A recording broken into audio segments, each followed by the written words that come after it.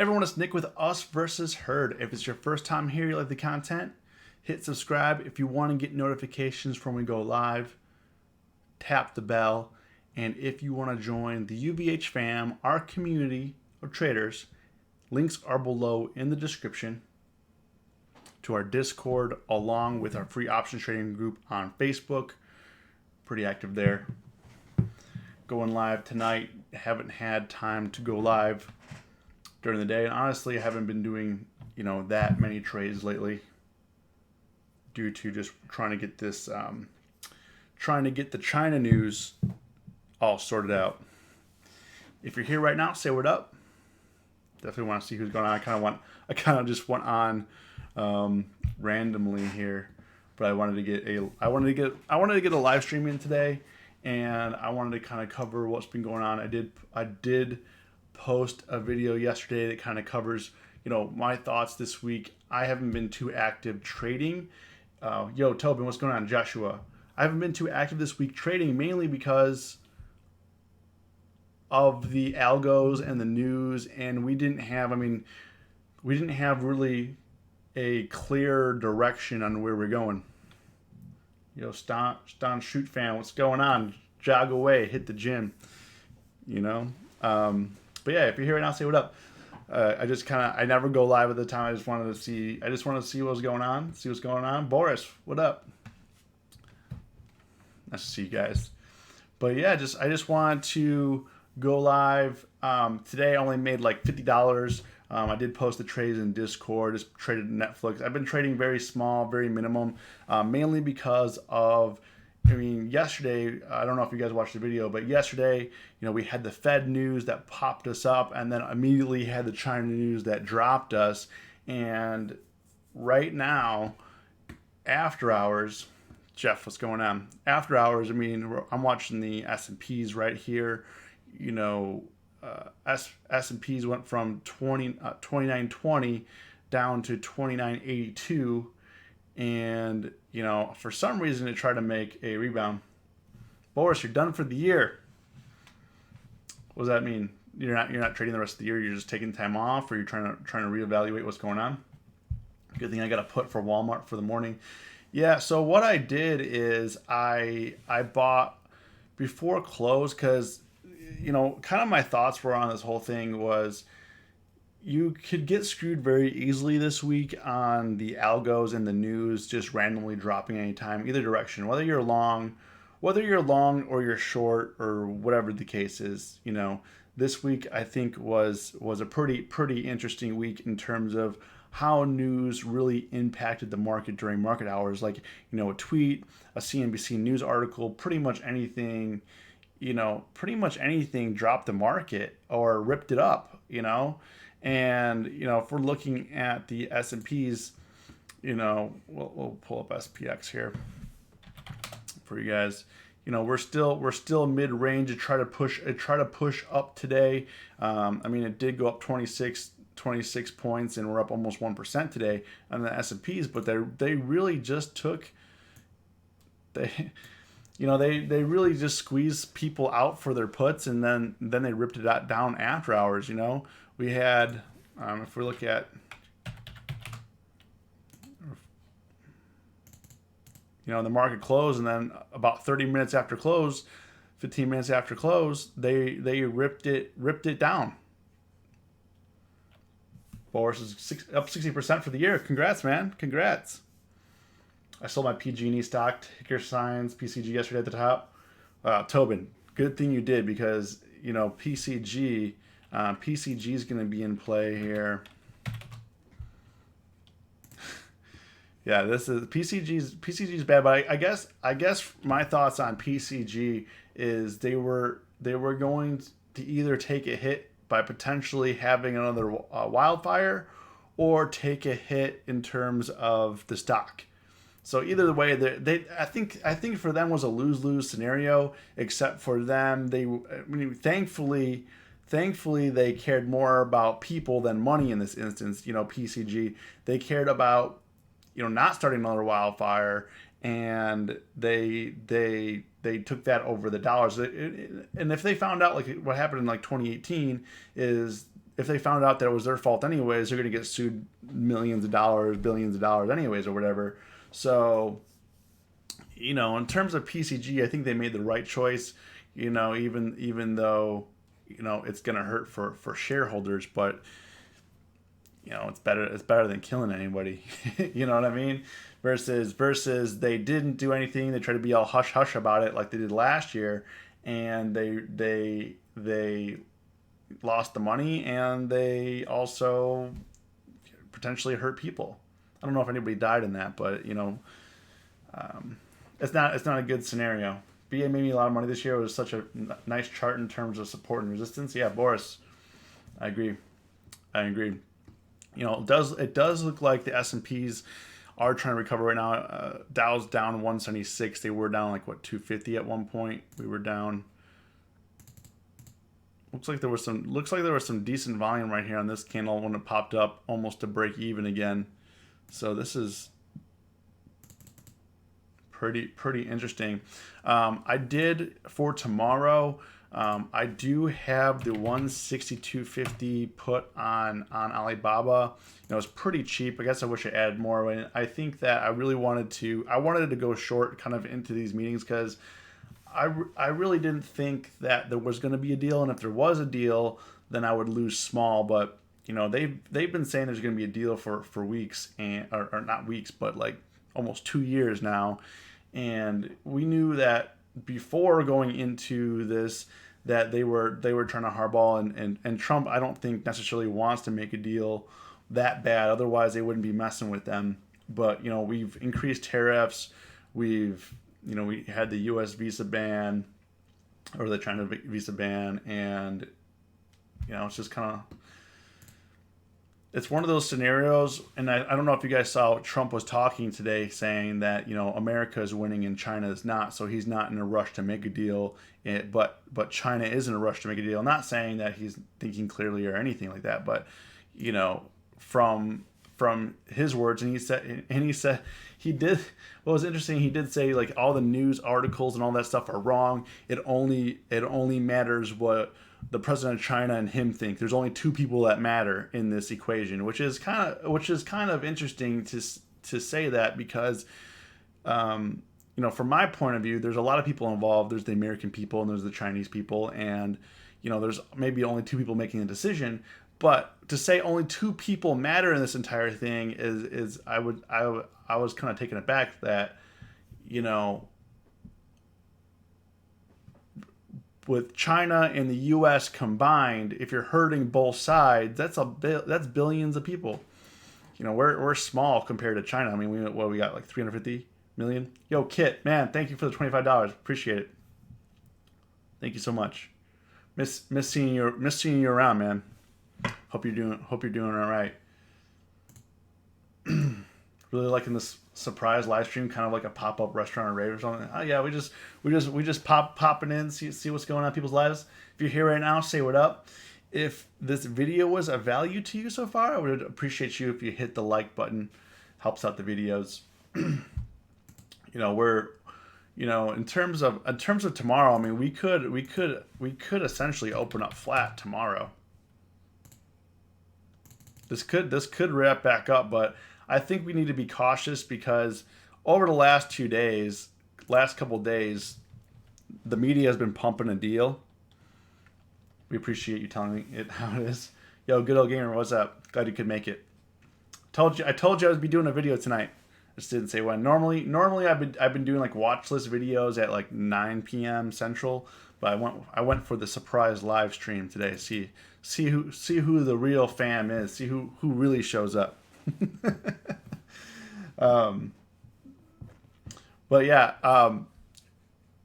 we're looking on the S&Ps. We're flattening out here. However, I do see that we're still in we're still descending here.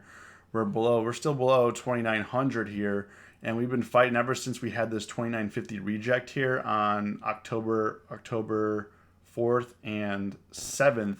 We hit 2,950, and we just been in a downtrend where the highs kept getting lower. So we could potentially see 2,850 area again, or potentially 2,800 area. if we're looking at SPY, a lot of people trade SPY. Pretty much the same thing. When we were hitting 295 up here, got rejected. Now we're back below 20. What is that? 289 right now. So this chart won't open. This chart won't change till after open tomorrow. But this is like 289 right here. So we're back in mid range here. So we're potentially going to be seeing 285, and if it gets really violent, 285 break, it's gonna get very dangerous.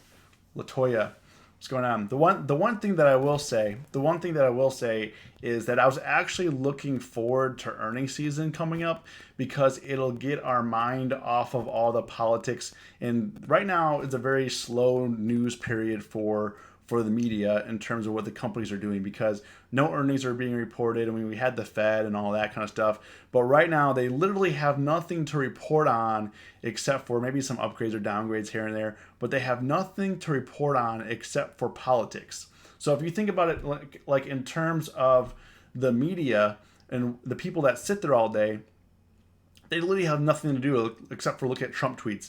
So I was looking forward to earnings season coming up, because we're going to have a full earnings calendar coming up. I think starting next week, where big companies are starting to report. I mean, it's going to be insane. It's going to be.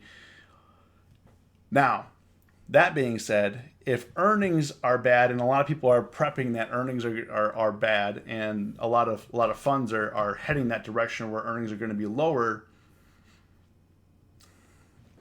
we're gonna probably easily break this 285. If earnings are bomb, we're easily gonna break this 285 area. What do you think, Dub Skills? What do you think of zero commission brokers? So for options trading, they're zero commissions, yes, but they are still charging per contract. So most of them are still charging 65 cents per contract. And then we have Tastyworks that charges $1 per contract, but it doesn't charge it to close it. So their fees actually, let me show you here. Tastyworks actually updated their, here we go. So sometimes you can't afford free. But yeah, if we go to like the one lot here, you can kind of see for Tastyworks for round trip, it costs $1.20. E-Trade costs $1.30.